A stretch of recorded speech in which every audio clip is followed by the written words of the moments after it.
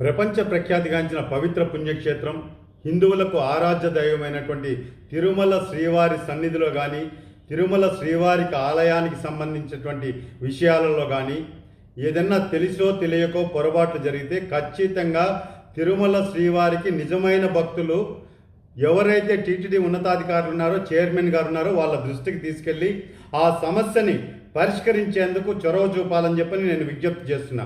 దయచేసి టీటీడీ ప్రతిష్టను దిగజార్చకండి. సొంత ప్రయోజనాల కోసం చీప్ ట్రిక్స్ చేస్తూ ఏదో పబ్లిసిటీ కావాలి అన్న ఒక ఆలోచనతో, దురాలోచనతో తిరుమల శ్రీవారిని అడ్డం పెట్టుకొని చేస్తే మాత్రం ఖచ్చితంగా అది మహా అపచారం అవుతుంది. ఈరోజు ఒక వ్యవస్థ ఖచ్చితంగా గత ప్రభుత్వంలో కూడా అనేక తప్పిదాలు చేశారు. ఆ రోజు కూడా శ్రీవారి భక్తులుగా, స్థానికులుగా అనేక సమస్యల్ని అధికారుల దృష్టికి, ప్రభుత్వం దృష్టికి తీసుకెళ్ళాం. వాళ్ళు స్పందించని పక్షంలో ఒక శ్రీవారి భక్తుడిగా హైకోర్టులో కేసులు కూడా వేయడం జరిగింది. ఈరోజు కూడా అదే విజ్ఞప్తి చేస్తున్నాం భక్తులందరికీ కూడా.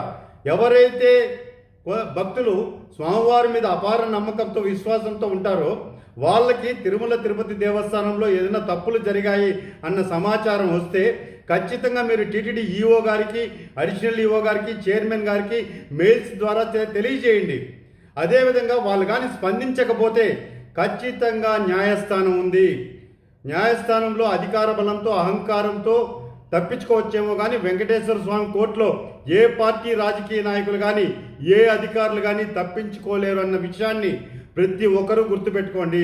దయచేసి తిరుమల శ్రీవారి ఆలయ పవిత్రతకు భంగం కలిగే విషయాలలో 1కి 10 సార్లు ఆలోచించి మీకు ఏదైనా సమాచారం వస్తే, మీ దృష్టికి వస్తే ఖచ్చితంగా అధికారులతో కలిసి చెప్పండి తప్ప ఈరోజు మీరు దాన్ని వాళ్ళు తప్పు చేసింది ఒక వంతు అయితే ప్రచారంలో 100 రెట్లు భక్తుల్లో అపోహలు, అనుమానాలు కలుగుతున్నాయి.